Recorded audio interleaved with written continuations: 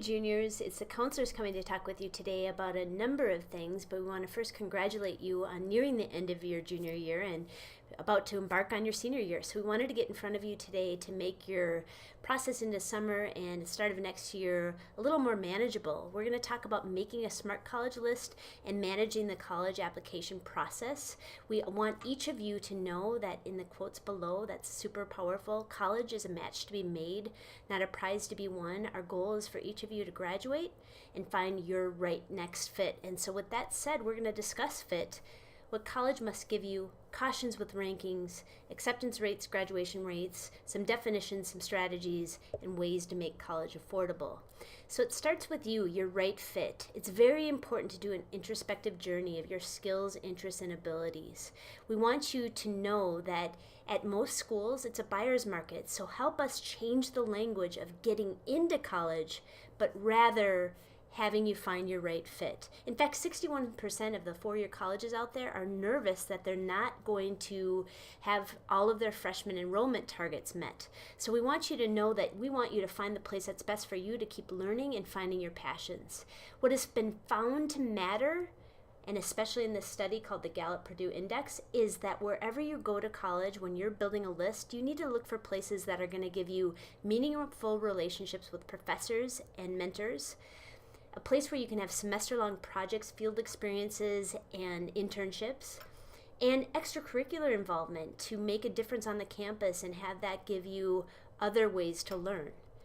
What college will give you matters a lot more than where you go. In fact, Frank Bruni made a great book called Where You Go Is Not Who You'll Be. So it's not about getting into college, it's about finding your fit and what you do when you're there. It's not about the name of the school, but what you do when you're at that college. So we want you to be careful with rankings. A lot of times the media focuses on a lot of the schools that have low admittance rate, meaning that they're not accepting a lot of the students that apply. In fact, there are only 113 out of about close to 3,000 colleges that accept less than 33% of the students that apply. So know that rankings are kind of cautionary because they're subjective. They're not measuring what you're learning in college, they're measuring kind of getting through the doors.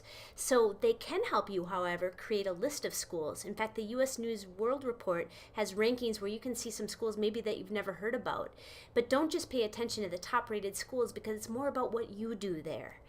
Something to note about selective colleges as we're talking about them, I mentioned the 113 schools with less than a 33% acceptance rate. Just be careful with that. It's measured by admission rates and rankings. And so if you look at this right here in particular, of all the four-year college students, only 4% of the students go to a school that accepts less than 25%. And of all the four-year colleges out there, only 3% of the schools out there accept less than 25% of the students that apply. So what we want you to know is it's actually not hard to quote-unquote get into college. It's about you finding your fit. So if you want to go to college, pack your fit bags and definitely find your fit. So we're going to talk about some ways to do that, but first we want to define a few things. Graduation rates matter when you're looking at some schools because the more you stay, the more you pay. In fact, the four-year graduation rate at public state schools is 33%, and at private schools it's 53%. So if you go to college results, you're going to be able to see colleges and their four-year graduation rates. Be careful, some of them report six-year graduation rates, but it's important to note that as you're looking at your schools. The other cool thing about college results is there's a similar colleges tab where you can actually learn about colleges that are similar to those that you're looking at, and it might be schools you've never heard of. So we want to also talk to you a little bit about admission decisions as you're planning for what schools make your list and how to apply. Knowing what early decision is important because if you choose to do that, there's an early decision 1 at some schools and an early decision 2 where you apply early and hear back early from the school, but that's when you're bound and binded to go to that college. You sign an agreement. So you don't want to pursue an early decision school where you can only do one, by the way, unless you know that it's the right fit for you socially, academically, and financially. There's also early action, and before I get to that, know that there's a little hyperlink here that can kind of bring you on a journey to find if that's right for you, early decision. Early action is another process that in a college admission decision that colleges can give. Early action means that you're not bound to go to that school, but you can apply early and hear early, which is kind of nice because you don't have to let those schools know until the national signing day, which is May 1st, national response date.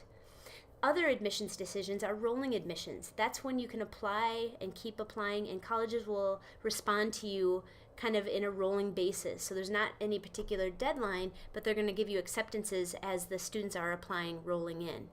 Open admissions is a school like Normandale or Hennepin Technical College. All the community and technical schools out there are open admissions in that they accept all students that apply. And there are four-year colleges that have open admissions as well. We also wanted to reference that you should know the different missions of the four-year types of colleges. There's research universities that focus on professor research and graduate students. A lot of times those are bigger schools where there's big cultural and sporting events, and they have master's and doctorate level along with undergraduate degrees. Master level universities are regional universities. They might have bachelor's and master's with limited doctoral programs. They might have less emphasis on the research, so they're a little more undergraduate focused.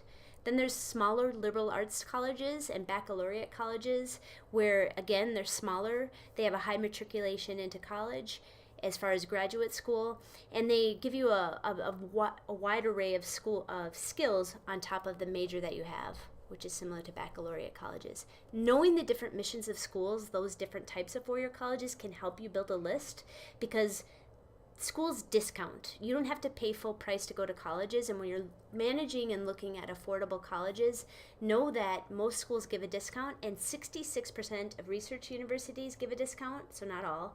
94% of the master level schools give a discount, and then 91% of colleges, which are the liberal arts and baccalaureate. So don't have all just one type of school in your list.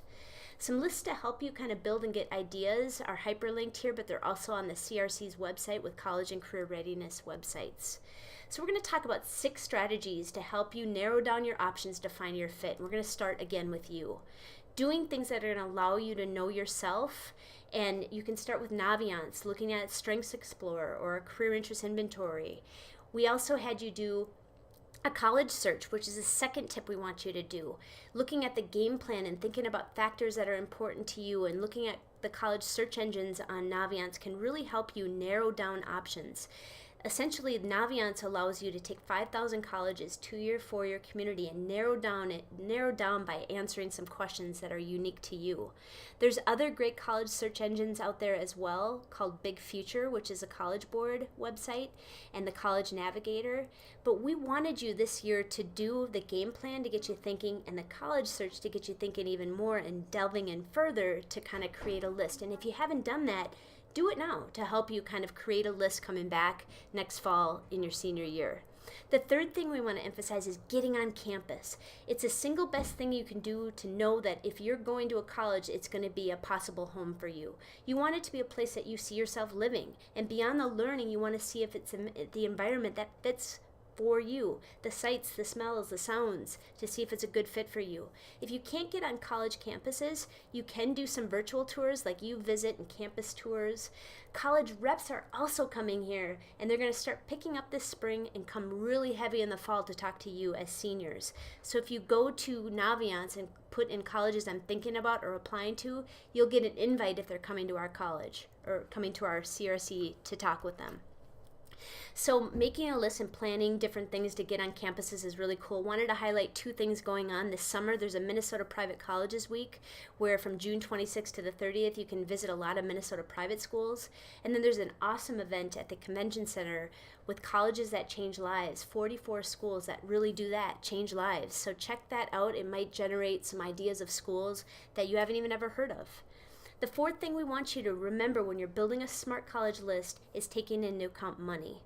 And so on this particular PowerPoint and on the CRC's financial aid website, you can run an expected family contribution calculator to see what you're expected to pay no matter if you go to any school, 2-year, 4-year community or technical college. If your expected family contribution for a year of college is low, you're going to want to look for schools that are really good at giving need-based aid. If your expected family contribution is high, there are schools that are really good at giving merit scholarships. And we really encourage you to run a net price calculator on any school that you're looking at format, which allows you to see any free money, scholarships and grants that they might give you. So in other words, what's the net price minus that free money, to see if it's a affordable, right fit for you and your family. A tip is generally the higher the rank of a college, the less merit they give. And the higher the rank of the college, the more generous they are if you have need base. So also pay attention to out-of-state schools that are highly ranked. They're going to literally reserve need-based aid to students that are in their state. So be careful of those things. The fifth thing we want to emphasize as you're building a list is to look at admission rates, grad rates, and potential salary. These particular websites, we talked about grad rates. We talk college completion is another great one, and then learning about potential salaries, Educate to Career is a great resource to look at. But looking at, when we say admission rates, we've talked about graduation rates, that stuff is going to help you see not only who is graduating, but who's also staying at that college to help you look at whether or not a school is a good fit. Finally, when you're building a smart college list, there's a template on the CRC's front page overview that helps with these 6 steps. A worksheet, if you will, to walk through this. Make sure that you have at least one Minnesota school. I know a lot of you are itching to get out of state, but if you apply to one Minnesota school, if something good or bad happens, you have that there. Apply to a school that you know that you're going to be accepted to. It might be a school that's more formula oriented, so that you know that you have a really good shot at being accepted. And we know that a lot of schools, all you need is a graduation from high school. Go for your dream school if you've done these things, where the admission chances is lower, and have a middle tier couple of schools in there where your chances in the mid-range. And then look at your match schools where you have 61% or better chance of being accepted. And you can find all of this by going to the College Board website, clicking on admissions, and you're going to see where you fall compared to the students that are accepted there. So we want to also talk about managing the college application process. So when you leave for summer, you're kind of doing some things to come back feeling super prepared. First and foremost, I wanted to talk a little bit about standardized tests. You're going to take the ACT in April, and you're going to be able to get your score reports back. If you chose to have some of those scores sent out to colleges, that's great. Otherwise, all colleges that are 4-year that require an ACT or an SAT do ask that you go to the ACT student website to send those scores officially. You can also take one in June or September if you wanted to see how you do, but we want to have an air of caution about the ACT. It's one test one day, and what has been found to matter most to colleges is how you do every day in your college prep classes. In fact, there's just a new study that indicates how you do in college is linked to how you do in your classes here at high school rather than an ACT score. So many schools are knowing that now, that there are 900 schools now that are 4-year that don't require an ACT or SAT score. Know that if you've done an ACT or an SAT, colleges will take either or, and checking out the colleges' websites to find out what they are looking for if they need a SAT 2 subject test. Those are only a small selective number of elite schools. It's only 14 that require SAT 2 subject tests. So what we recommend is that you start to build a college application spreadsheet. That would help you look at schools that you're looking at, knowing their deadlines and their requirements. Do they require an essay? Do they require SAT subject tests? And again, only 14 require that. Do they require letters of recommendation, and how many? Add notes and help yourself and by the way, here's a picture of it. It's on the front page of the CRC website. Work backwards. Give yourself time. Look at the deadlines and give yourself some markers to kind of keep up with the application process for when the deadline is, and work backwards to get the things ready, such as things we're going to talk about here in a second.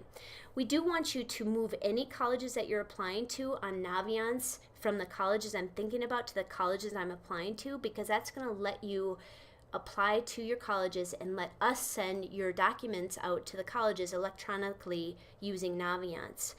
A special note about the Common Application. The Common Application is going to be open very soon, and you are able to start doing the Common Application, which is for a consortium of about 700 colleges where you can apply using one application and use it for multiple colleges. You can start that now if you're ready. A lot of times you can start looking at and thinking about and processing the essay prompts. There's 7 of them. You can save that and then have that transfer over into next fall if you use that application process. So now we're going to talk a little bit about the high school procedures. As you all know, we're not here during the summer, so we wanted to talk to you about how to manage this process of applying when you come back, starting with transcripts. Each of your colleges, whether it's 2-year, 4-year, community, or technical college, are going to require a transcript. You have to go to Student Center East in person and fill out a transcript request form. And we will send that off to your colleges. It's $3 for each college, and it's a salmon-colored form. The other piece is whether or not you need a letter of recommendation. You must request a letter of rec personally to your teachers. You need to let them know if it's a common application school or not, and let them know which colleges that are on your Naviance that they should send it to, so they don't click all of them and send it off for you. Give your recommenders 2 weeks, and note, not all colleges require a letter of rec, so be mindful of that and be courteous, and know that they're not going to be writing your letters over the summer, but you'll have plenty of time in the fall when we come back to talk to you about that process and giving them 2 weeks prior to your deadlines. So there's ways to apply. First and foremost, there's the online application on colleges' websites. When you fill out your application, you can come into Student Center East and fill out a transcript request form, pay $3, and we'll send off your transcripts and our profile and your schedule of your senior year out to your colleges. There's also the common application, as I referenced. This in error says 500. It's 700 colleges, and essentially if you fill that out, you're going to be able to fill that out, bring your transcript request into Student Center East, and we'll process those materials for you. When you're doing the common application, there's also what's called the secondary school report that your counselor will fill out that goes kind of like a cover letter off to your colleges. So you'll want to indicate if you're applying to the common app, and there's a marker on the transcript request form that lets you say that. In addition, when your teachers are filling out your letter of recommendation for the common application, it does require, many of the schools are going to tell you how many they have. There's a Excel spreadsheet on Common App that tells you how many letters of recommendation you need. They also have to fill out what's called a teacher common application report, which serves as a front cover letter, if you will. So let them know which schools you're applying to for common application. There's also a new application called the Coalition. We're not going to spend a lot of time on it because there's the only 90 schools that just started this year, and there's a lot of glitches with it, so not many students are using it. And all the schools that participate in the Coalition use the common application, so we're really kind of encouraging you to stick with the application that's running pretty smoothly. Financial aid is really important to note because when you come back to school in the fall, you're going to want to fill out the free application for federal student aid in October of your senior year, anytime after that. That allows you to know if you're eligible for any kind of loans, grants, or scholarships, need-based aid from a school, and essentially some will give you merit aid by filling out that form. What's kind of cool about the form is it will be released in October. It usually takes about 30 minutes for families to fill out, and it's actually using 2-year-old tax information. So it links you to the IRS data retrieval so your parents can extract their tax information and populate it into the FAFSA. So it's pretty slick. So make sure you're mindful of that. We're super excited for you to go through this process and find your next best fit and to help you narrow down options. We have a ton of activities planned for you, but we wanted to get in front of you this spring to kind of give you some tools and resources. You've worked so hard for 13 years. Whoever gets you next year, whatever you do, whether it's military, gap year, working, or a 2-year, 4-year community or technical college, we're excited. So we're definitely here to support you. Thanks for listening today, and we will be having a parent evening for your families as well to hear this information on May 23rd. Thanks so much.